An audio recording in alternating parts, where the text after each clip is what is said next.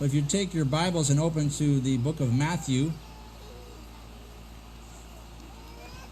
and yes, those are a few raindrops. That's not spit coming from me. There's a few raindrops falling.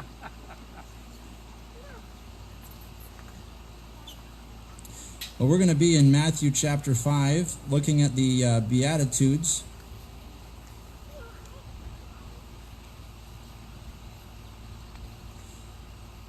And we're going to be looking at verse 5 and 6. Last week we looked at the poor in spirit and those who mourn are blessed. But this week we're going to look at the gentle are blessed, for they will inherit the earth. And those who hunger and thirst for righteousness are blessed, for they will be filled. You know, the gentle, often referred to as the meek, all right? And then the hungering and thirsting. So what does it mean to be meek or gentle? Well, my favorite explanation of meekness is strength under control. When you think of strength under control, it means you have the ability to do something and you choose not to do it. That's strength to do it under control.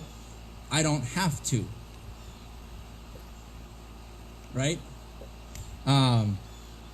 So meekness is the attitude of the disciple to the teacher when the teacher is teaching.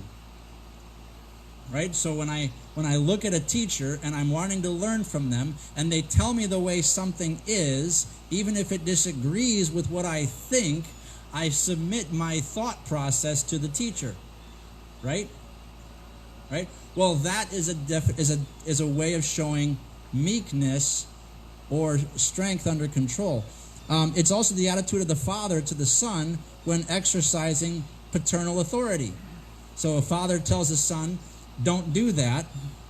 And if the son's exercising meekness, he listens.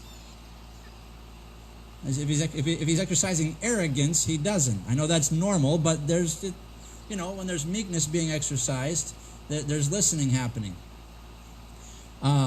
Or in full rounding, it would be of the employee to the owner.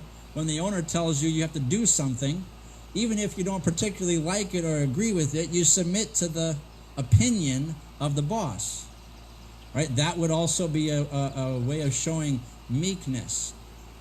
Now, I use these normal illustrations because when it comes to us and the Lord, we get all confused about what meekness looks like. You know where the confusion comes from? It comes from a heart of arrogance and wanting to be right, not wanting to be told what to do. So when it comes to the Lord, we get all confused about meekness. Right? Because I don't mind God telling me what to do when I'm already in agreement with Him. But it's when He puts His finger in my life when I don't really want Him to, and He says, here's what I say. Oh, you do you? And suddenly meekness starts to get a little confusing. Right? And then to make matters worse, I get into justification mode.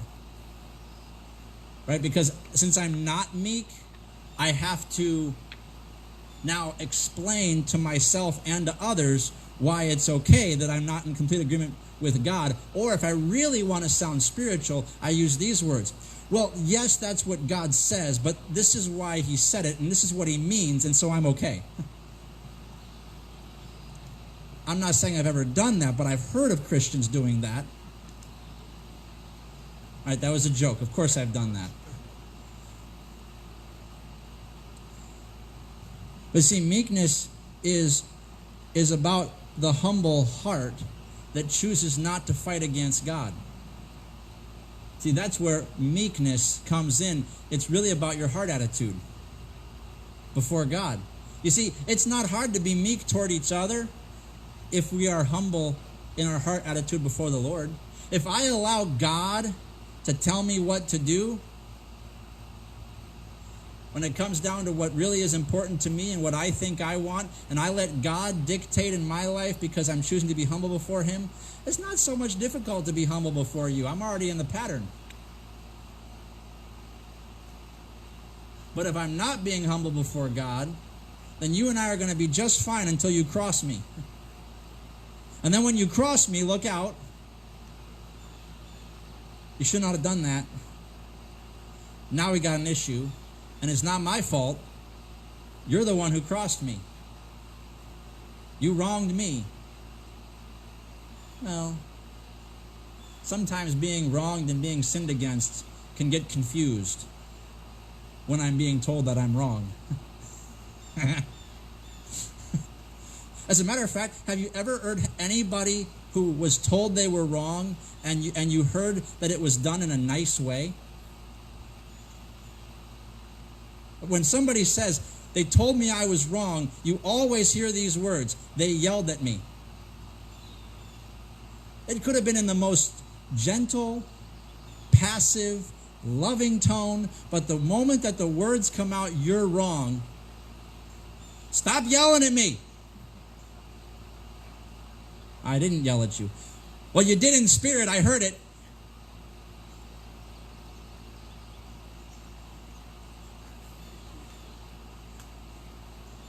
You know, it's not much difference between us and God. Oh, God, I'm so glad you love me. I'm so glad that you died for me. I am so thankful that you've made it possible for me to go to heaven. Now, why do you hate me in this one area? Why in this one spot, God, do you just, man, we cannot get along? Probably because the Holy Spirit's putting his finger on one thing that he knows you've got to change, and you don't have a meek attitude before the Lord. Did you know that Christ used the same word for meek here in another place? In Matthew chapter 11, verse 28, Christ said, "Come to me, all of you who are weary and burdened, and I will give you rest. All of you take up my yoke and learn from me, because I am," and here's the word, "gentle and humble in heart, and you will find rest for yourselves. For my yoke is easy and my burden is light." See, when he's used that gentle and humble, it's the same translation for the word meek.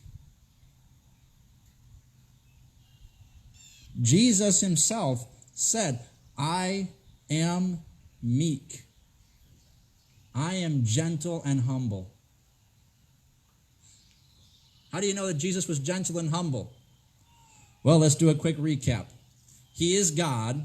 He created everything, including everything you see and touch and feel.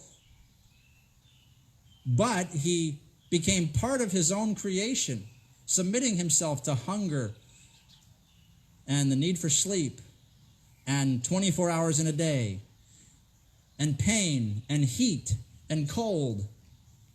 He submitted himself to all of that. And if that wasn't enough, he submitted himself to ridicule, mockery, abandonment, rejection, and ultimately being murdered. So I'd say he's pretty humble and meek. So he is humble and meek, and if you approach him in his humility and weakness, you'll find rest for yourselves. It's interesting. You know when we're not at rest, according to this context, we're not at rest when we're fighting God in our spirit. You say, well, I don't fight God in my spirit. That's not why I'm not at rest. I'm not at rest because, okay, you logically explain why you're not at rest in your spirit. I'm just simply saying that Christ said that when you come to him and understand he is gentle and humble in heart, and you come to him in humility and obedience and gentleness and meekness, you'll find rest for yourselves. So if you're not at rest in your spirit, I'm not sure what to tell you, except somehow some of that's missing. You know, the Lord said in Hebrews chapter 5, he said that you did not enter my rest because you did not enter it united in faith. He says, if you come to God in faith, accepting his rest, you can have it today. You don't need to wait to heaven to where you can have rest in your spirit. You need to come to God in faith, in meekness, in gentleness, in humility. So the gentle, the meek are blessed, for they will inherit the earth. Interesting fun fact, Christ was paraphrasing from Psalm 37. In Psalm 37, there are 5 different verses that speak of inheriting the land. Verse 9 says, for evildoers will be destroyed, but those who put their hope in the Lord will inherit the land. Verse 11, but the humble will inherit the land. Verse 22, those who are blessed by him will inherit the land. Verse 29, the righteous will inherit the land. Verse 34, wait for the Lord and keep his way, and he will exalt you to inherit the land. So Christ was paraphrasing from Psalm 37, and the people that he was speaking to would have been familiar with Psalm 37. But Christ said that the gentle are blessed, for they will inherit the earth. He took it a step further. You are not just going to inherit the land that you're on. When you are humble before God, his plan is to give you the earth. So if you ask yourself, is being humble and meek before the Lord worth it? Well, according to this promise, I'd say the inheritance is probably worth it.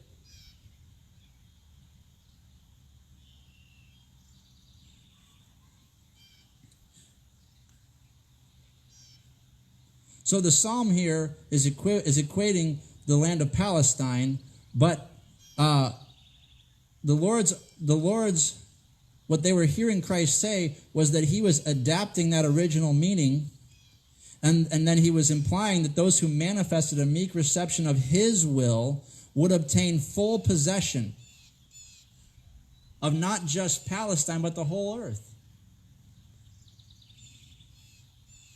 My dad loves this teaching, by the way, because he's going to ask the Lord if he can be the mayor of Bowling Green, Kentucky.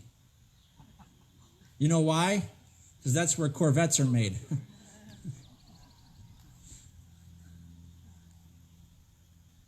You can fix that big sinkhole down there that swallows up Corvettes.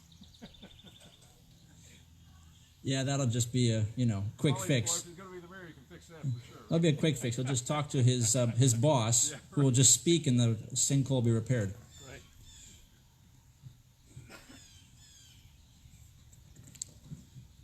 But then he goes on from meekness to say, those who hunger and thirst for righteousness are blessed, for they will be filled.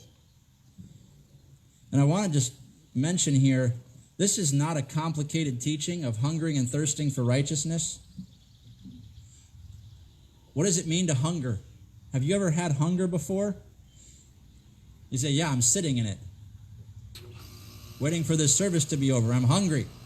I want to go eat.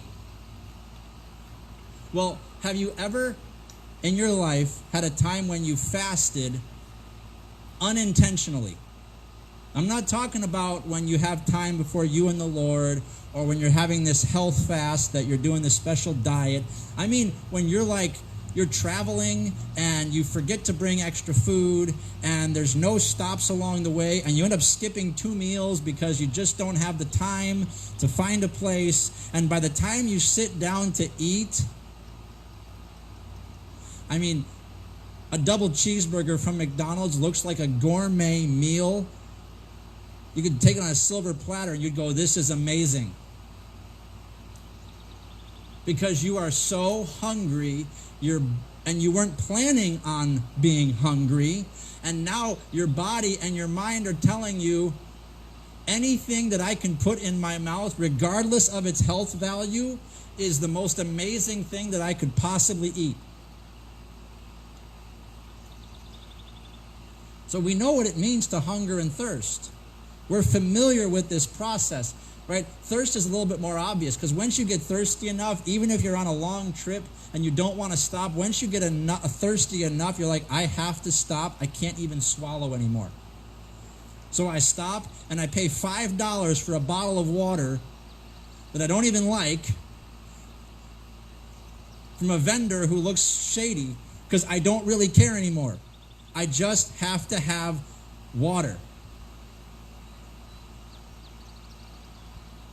So we know what it means to hunger and to thirst. And God says if you have that desire for righteousness, you will be filled. Now I got to be a little bit exposing here for you. I don't usually have that hunger and thirst for righteousness. I do have that kind of hunger and thirst for me being right. That's not the same thing.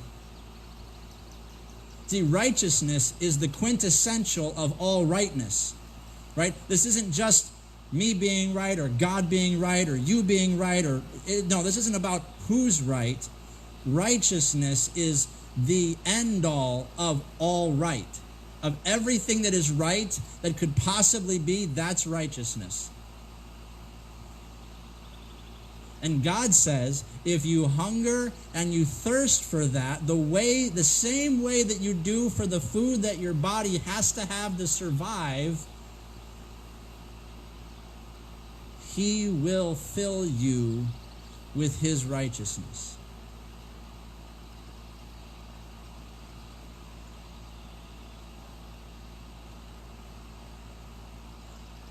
Now, I don't fast as often as I should. So what I'm about to say is not to lift myself up of, oh, I'm such a great pastor and I'm a great Christian and you should be like me. No. That's not what I'm saying. But I want to highlight something for you. You know what I've learned from the times that I've fasted? I've learned that this truth of hungering and fasting for righteousness is the main reason that I need to fast. Because I don't realize how badly I need God's righteousness until I haven't had food for a day. And when I haven't had food for the day and I recognize that's what God is saying about how much I need Him and His righteousness, then suddenly, you know what, God? I need you a lot more than I think I do. I need you a lot more than I live like I do. I need you so much more than I can even admit I do on a normal day or normal week. Because I need to hunger and to thirst for righteousness. Let me give you a quick perspective on this. You eat 3 meals a day on average. Some of you eat 2 meals, some of you eat 5. Let's not quibble over how many meals you have in a day, okay? But you have multiple meals a day, on average, right? How often do you pursue God and His righteousness with the same level of importance? I mean, it's normal to take 30 minutes in prep and 15 minutes in cleanup, along with 20 minutes in eating just for one meal. So you're talking about an hour of your time. And by the way, 30 minutes in prep is small. I understand that, ladies. Let's just say that it's a minimum, okay? On average, 30 minutes in some prep for some food, and say 15 minutes in cleanup for a small family. And you spend an hour in meeting a physical need that God gave you, that the primary purpose He gave you that physical need was to demonstrate how badly you needed Him, and how often do you give Him that kind of attention? So here's my conclusion. We do not hunger and thirst for righteousness the way that God intended us to. Why are we not filled on the inside with God's righteousness? Because I don't think I need it that much. I feel pretty good that I got it on Sunday. That was good of me. Go Steve, I did it. Woohoo! Why am I a Christian? And on Monday, I feel kind of empty. A little bit of vacuous space. Not in the brain, but on the inside. And I've got plenty of vacuous space upstairs, but don't ridicule me for that. But I just feel this emptiness on the inside. And when I wake up, I'm like, I don't know what my purpose is. I don't know what I'm supposed to be doing. I'm feeling a lack of God's filling in my life. And do I run to Him for filling? Do I run to Him recognizing that what I'm really thirsting for is hunger and righteousness? No, I turn on the news and hope to hear something good. Ha, ha, ha, ha, ha. And I turn it off feeling more depressed than I did when I turned it on. And then do I turn to God for His righteousness? Nah. Then I call my sister to hope I hear some good news from her. And I get off the phone from here feeling more depressed than I did before. And do I turn to God for Him and His righteousness then? No, because now I'm feeling a little bit hungry for lunch. And so I go to make lunch, and the pattern just goes and goes and goes until I get to the next Sunday, and I spend time with the Lord, and I feel filled because I pursued Him for this brief period of time, and my spirit is feeling great. And then I wow, thank you, God, that was fantastic. And I go back into the same pattern and wonder, why am I in this spiritual rut? Why can I not seem to get that same filling all week long? Well, God gives us the answer right here in the Beatitudes. I'm not hungering and thirsting for righteousness, so I'm not being filled.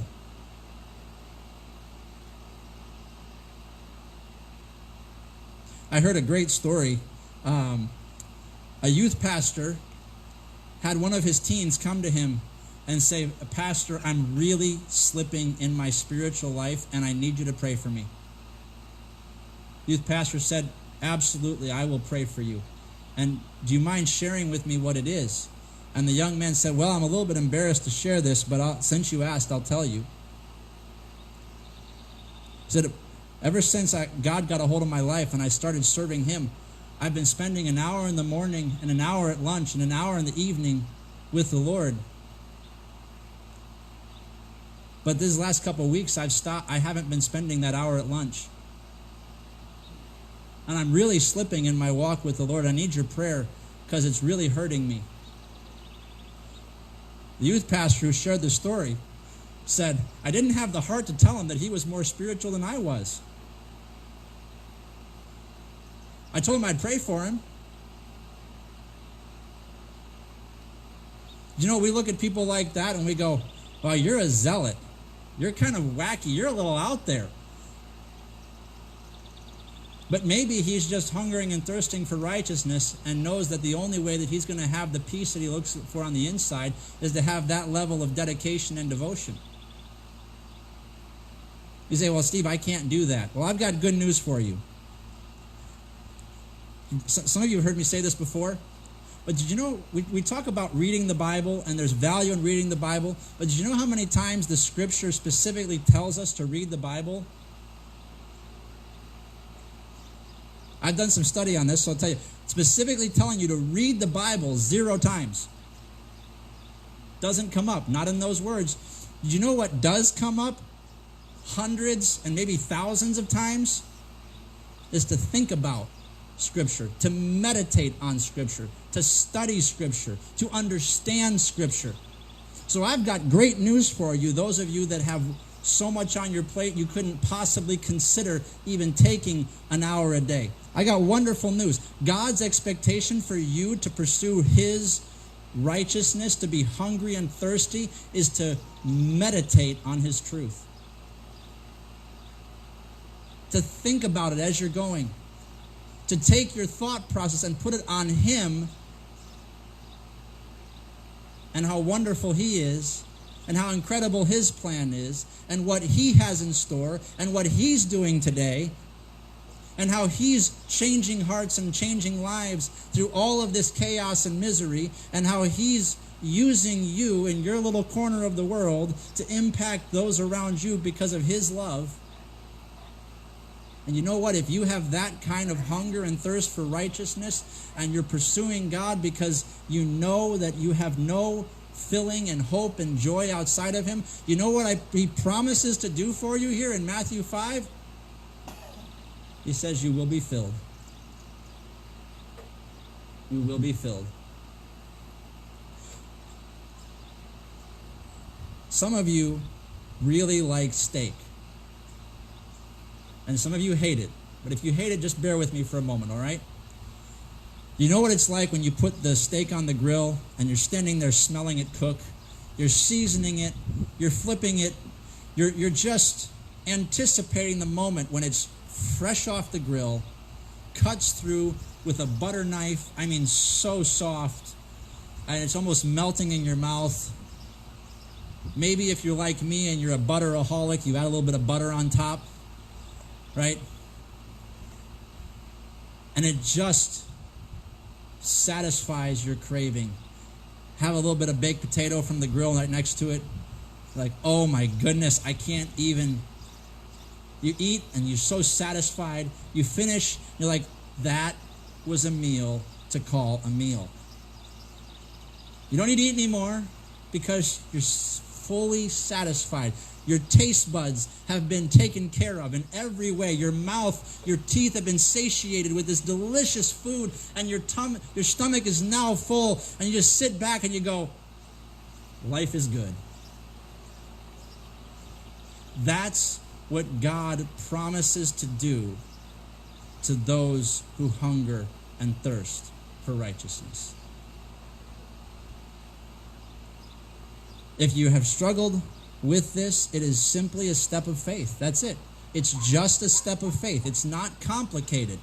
Yes, it's hard, but it's not complicated. It's simple. Take the step of faith wherever you're at in life with whatever God has you doing to put your mind on things above and not on things of the earth. To take your meditation and your motivation and your thoughts and your goals and your plans and to put them on God throughout the day.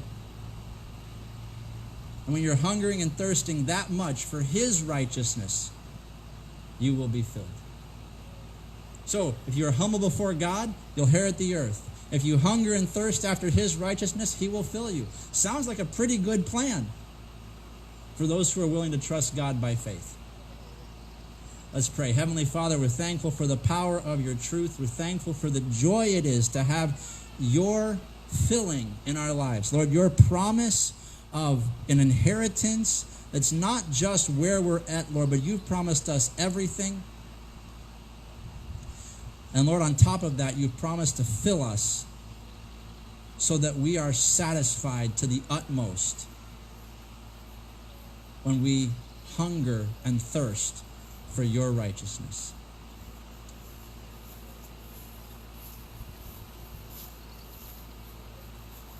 In Jesus' name, amen.